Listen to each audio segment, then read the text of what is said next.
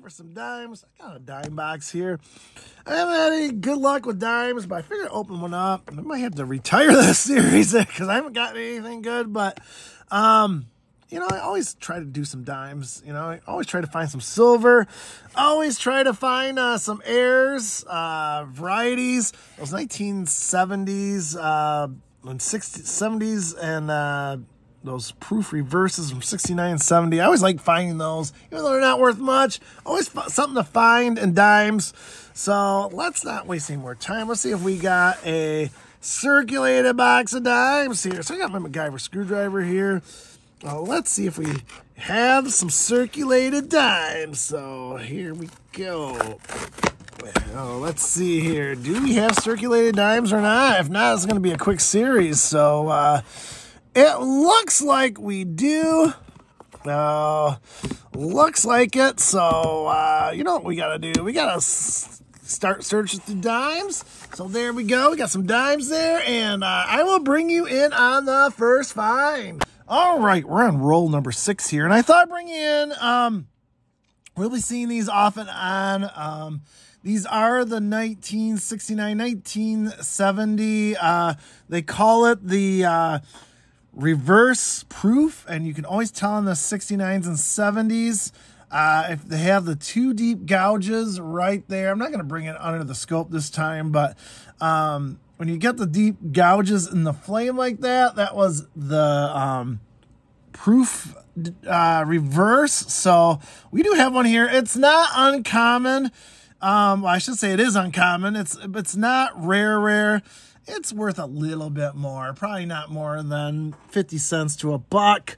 But I like to keep them out. They're kind of nice finds since you don't find much in dimes.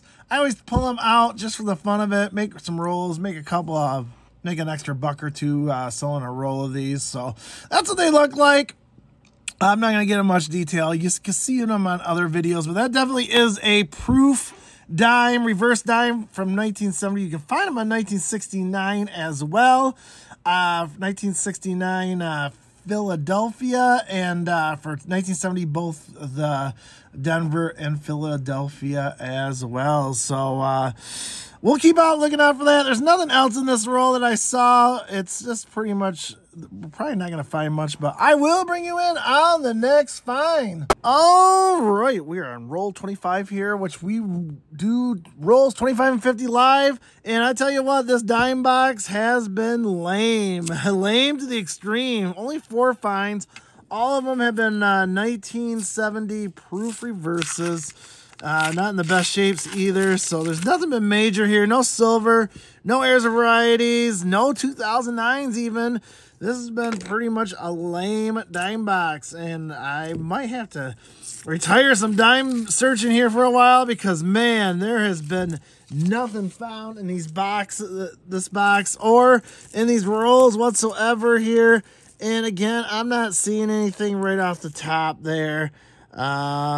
Yeah, I'm just not seeing anything exciting. So I'm not even going to go through here and go through every dime. So I'll keep on searching and bring you in on the next find. All right, we're on roll 41 here. We finally got something other than I found 5 1970 proof reverses. That's the only thing I found so far was just proof reverses. But we finally got something else that's different.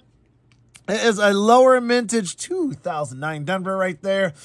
I will show the mintage there. You know, they produce billions, and I mean billions with a B, dimes, but they did not produce hardly any 2009s that year.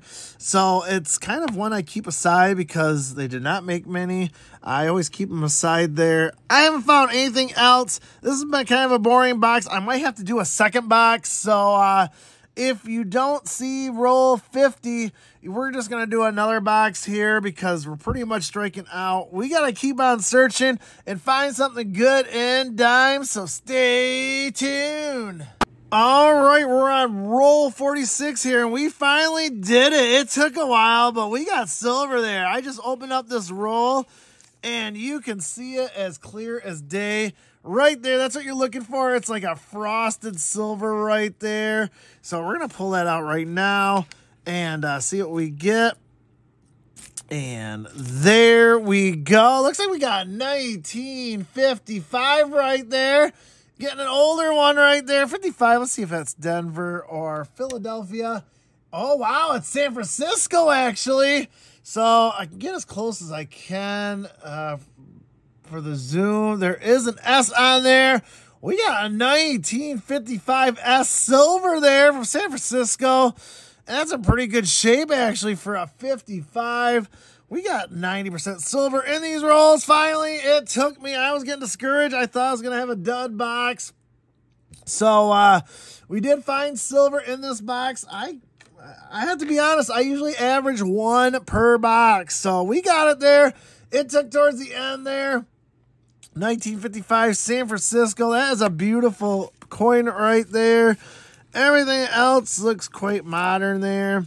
Well, I will keep on searching, and I'll bring you on at number 50 since we found silver. See if we can find one live, so stay tuned. All right, we are live at 50, where we always open up the 25th and 50th roll live to see what we get. I would say this box ended up being a lot better than I thought. It started out really, really poor. I was not finding anything. And it seemed like the last 10 rolls it really picked up. We got that silver. We got the 2009. We got a couple more proof reverses. And let's look at the edges here. I don't think I see anything. I'm just going to check these two out. There's an 87 and a 2004, was it? 2002? 2014. So I don't see anything here. I don't see any Canadians. I'm not seeing any silver. I'll search this roll here. I'll bring you in if I find anything. If not, we'll get to the quick summary here and give you a wrap-up. So stay tuned. All right, we are back with the summary of this dime box. Overall, it ended up being pretty good. Like I said, it started out pretty poor, but it got really good really quick. Let's go through the finds. Not many finds, but still there was some. So we did end up with 8 1970 proof reverses. Again, what you're looking for there is on the 1970s, you're going to see those deep grooves right there. You can kind of see it right there at the back. Not all of them have it. It's uncommon, but it's not worth that much. A couple extra pennies or so.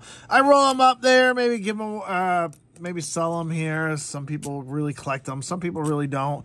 I did find one 2009 dime. I implore you to try to find 2009 dimes.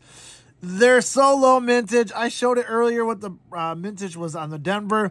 Philadelphia is no different. Again, they made billions, but in 2009, they cut it more than half of the production.